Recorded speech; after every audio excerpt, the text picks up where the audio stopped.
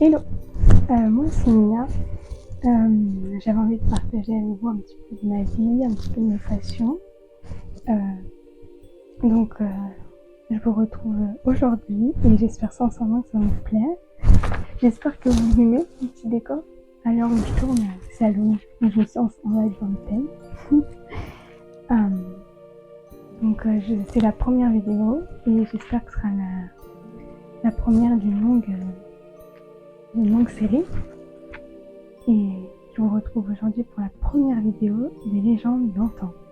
Et pour celle-là, j'ai choisi la lune. Et si vous avez vu mon pseudo, vous avez vu que je suis légèrement fascinée par la lune. Et je voulais partager un petit peu ça avec vous. Je voulais d'abord commencer par un petit point scientifique. Et je vais être honnête, j'ai des notes parce qu'il y a des choses scientifiques et moi, la science, pas trop ça. Donc, la Lune, ça fait 4,5 milliards d'années qu'elle est dans le ciel. Et en fait, elle est née de la collision entre un bolide de Mars et la Terre. Et en fait, ces roches sont fusionnées dans l'espace.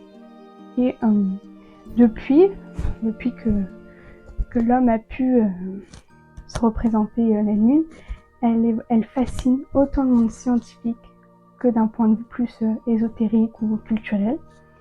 D'après le Larousse, la Lune c'est le satellite naturel de la Terre et c'est aussi une clarté envoyée par la Terre qu'on appelle le clair de lune.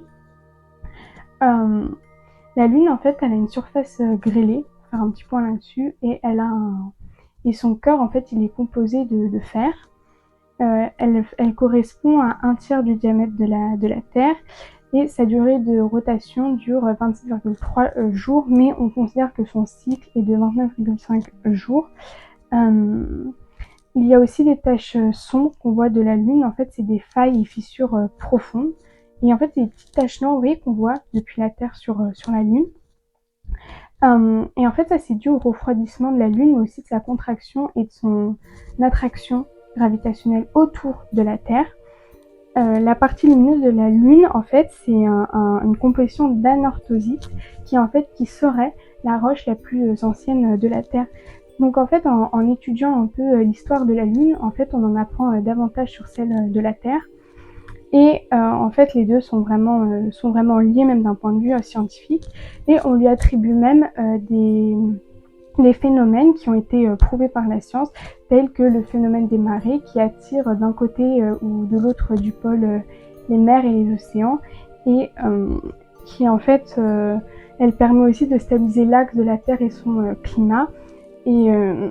Et en fait, elle est aussi responsable de certaines déformations de la Terre qui peuvent causer par exemple des tremblements de terre.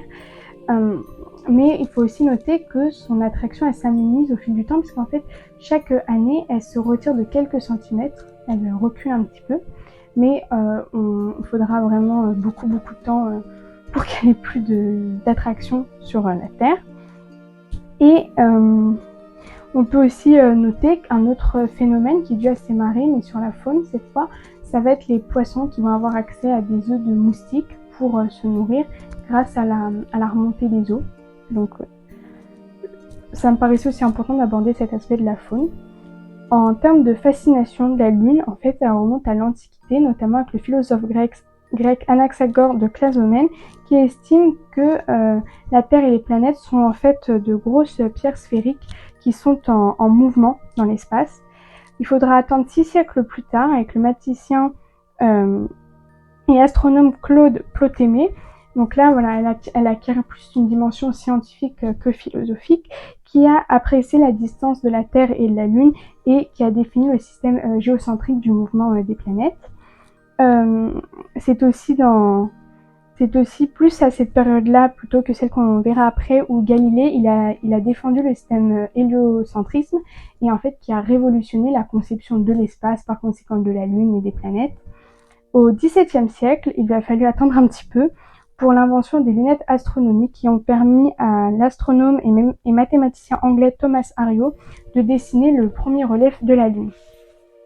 En termes d'intérêt de la Lune, en fait, elle pourrait remonter à la préhistoire, puisque les animaux dessinés dans les grottes de Lascaux notamment feraient référence à des constellations et donc à des phénomènes cosmiques tels que des chutes de météores ou des éclipses. Au niveau de la science, en fait, c'est on peut noter les missions Apollo et Artemis menées par la NASA, qui montrent aussi cette fascination scientifique cette fois-ci. Et on peut aussi noter certaines cultures ou religions qui se basent sur les phases de la Lune, sur la Lune en elle-même en fait, pour déterminer un calendrier. Et on peut à cet effet noter que le Nouvel An chinois est toujours daté grâce justement à ces phénomènes lunaires ou même quotidiens de la Lune. Maintenant, je voulais faire un point avec vous sur la Lune et son énergie. Et pour ça, j'ai fait quelques recherches et j'ai trouvé une étude menée en 2013 en Suisse qui a fait un lien entre le sommeil dégradé et la pleine lune. Cependant, d'autres scientifiques ont réagi et ils ont fait marche arrière, si on peut le dire comme ça, en disant que leur méthode en fait n'avait pas été assez élaborée et qu'ils ont juste comparé des personnes sans prendre en compte leur âge, sans prendre en compte les autres phases de sommeil qu'ils avaient aux différentes phases de la Lune justement. Il est aussi noté une augmentation des accidents les soirs de pleine lune, notamment avec les animaux, mais on peut attribuer ça aussi à la lumière que crée la lune sur les routes et qui permet aux animaux de plus ou moins se déplacer. On peut aussi lui attribuer des catastrophes naturelles, comme on en a parlé précédemment, que ce soit les marées ou la pression de la croûte terrestre. Mais il y a aussi d'autres phénomènes attribués à la Lune qui sont souvent démentis, tels que les périodes de jardinage, où on préféra que la Lune soit dite croissante pour planter certaines plantes ou les récolter parce qu'elles vont être tirées par le haut, donc plutôt les planter. Mais on peut aussi noter que quand la Lune décroît, on va plutôt favoriser des plantes qui se développent dans le sol, telles que les racines. On peut aussi noter que pour se couper les cheveux, on peut aussi se couper les cheveux au moment où la lune elle va être croissante, parce qu'en fait elle va favoriser la pousse du cheveu. Il est aussi noté une augmentation des accouchements selon les phases de la lune. Mais en fait, ces vieilles traditions, elles reposent sur une certaine logique, puisque comme on l'a dit précédemment, on attend que la lune elle croît quand on veut faire croître ses cheveux, quand on veut les faire pousser, ainsi que le jardinage. On va vraiment s'appuyer là-dessus. Donc la lune, elle monte, donc en fait, elle est croissante et on va se reposer sur cette logique. Il y a aussi un dualisme, puisqu'en fait, on attribue au soleil la sécheresse et le chaud, et à la lune, on va plutôt lui attribuer le froid et l'humidité. Donc c'est pour ça qu'elle est souvent un peu moins considérée. De manière moins positive, on peut le dire comme ça. Et en fait, on va lui associer plutôt la pourriture, certains aussi organes parfois, mais surtout des maladies, notamment respiratoires. On peut aussi noter que certains ont pu observer un changement dans le comportement des loups ou des chiens, par exemple, mais des animaux aussi de manière générale. Et même si la science ne l'a pas prouvé, en fait, il y a quand même un impact sur les animaux. Par exemple, au moment des marées, où on peut noter où il y a une reproduction de poissons, ou justement qui vont éclore leurs œufs à ce moment-là. Mais il existe aussi d'autres animaux qui utilisent la lune pour se repérer. Et donc, c'est un peu comme si c'était leur GPS finalement. Il y a aussi des croyances et des rituels qui sont dus au fait que, au cycle de la lune, puisque la lune est souvent attribuée à la femme, parce qu'en fait, le cycle féminin qui est de 28 jours est souvent comparé au cycle de la lune qui est de 29,5 jours. Et cette proximité, en fait, dans la durée du cycle les rapproche, mais il est souvent aussi attribué à la lune la fertilité. On lui attribue aussi nos changements d'humeur parfois, notamment avec l'adjectif lunatique. Mais pourtant, la science, on peut le noter, tend à démystifier toutes ces croyances qui ont la vie dure, disons-le, puisque de nombreuses religions et civilisations attribuent la lune à des divinités. On peut noter Artémis pour les Grecs, on peut en noter plusieurs, dont pour les Chinois Chenji ou encore pour les Hindous Chandra. On peut aussi parler des naissances et de la personnalité qui, en fait, en fonction de la disposition des astres et donc pas seulement de la lune, vont pouvoir définir la personnalité de l'enfant qui va naître. il y a aussi les lunaisons, donc les cycles de la lune, elles amènent aussi à des interprétations. Donc il y a deux périodes, une où la lune elle va croître et on appelle ça donc la nouvelle lune qui symbolise plutôt le nouveau départ, où en fait on va être plus spontané, optimiste, on va vouloir se défendre ses idées. Ensuite, il y a le premier croissant qui va plutôt être le courage et le sens de la protection. On va vouloir aller de l'avant et faire un point avec son passé. On peut aussi noter que le premier quartier, ça va plutôt être la quête de sens, ça va être construire et faire durer les choses. On peut aussi noter la gibbeuse croissante qui va être en fait la curiosité, l'illumination. On aura une envie de transmission et d'aventure. Ensuite vient la pleine lune, et là ça va plutôt être une période de bilan.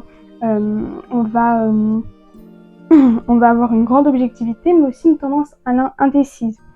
Ensuite, seconde phase, la lune elle commence à décroître et on aura la gibbeuse décroissante, où on a ce besoin de transmission axé sur le mental, la communication et l'échange.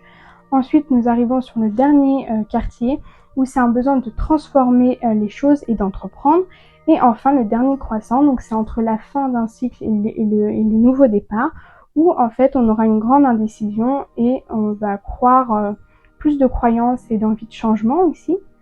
Il y a aussi donc on peut aussi noter les différentes expressions données à la lune, telles que la lune noire qui va plutôt être reliée au karma, la super lune qui sera plus proche, qui aura plus d'effets, mais aussi la lune bleue qui en fait ça définit la deuxième pleine lune du mois qui peut arriver de temps en temps, puisque comme on a pu le dire précédemment, il y a un cycle de lune, c'est 29,5 jours, et il y a de 28 à 31 jours dans un mois, selon les mois, et du coup il peut arriver de temps en temps qu'il y ait deux pleines lunes dans le même mois. Des anciennes civilisations se sont servies des mentions lunaires, qui sont en fait une journée, pour déterminer certains messages, certaines dates de naissance. On peut aussi noter qu'il est parfois possible de voir la lune en pleine journée, et en fait ce phénomène c'est dû à la période de lunaison qui permet de voir, qui définit la période de la journée où on va pouvoir voir la lune et dans son entièreté ou non. On peut aussi noter que la lune, comme tout élément géologique, donne de l'énergie à ce qu'on appelle les entités. Les entités, je ne sais pas si vous voyez de quoi je parle, mais ça va être plus du côté plus des esprits, des énergies qui peuvent être dans les lieux. Pour conclure, j'ai voulu aussi parler un petit peu plus du soleil, parce qu'on a parlé de cette dualité entre le soleil et la lune. Et en fait, le soleil, lui, fonctionne sur un cycle de 11 ans, et scientifiquement bien sûr parlant. Et il a aussi un impact sur la Terre, puisqu'il émet des ondes électromagnétiques qui vont pouvoir interférer dans nos activités, telles que l'électricité ou nos GPS par exemple. Ça fait beaucoup pour une seule astre. C'est aussi ma fascination à moi, je dois le dire aussi. D'ailleurs, c'est dans mon pseudo. J'espère sincèrement que ça vous a plu, que cette petite déco d'Halloween vous a plu aussi. Et je vous dis à très vite, parce que j'ai beaucoup aimé vous partager ça. Au revoir.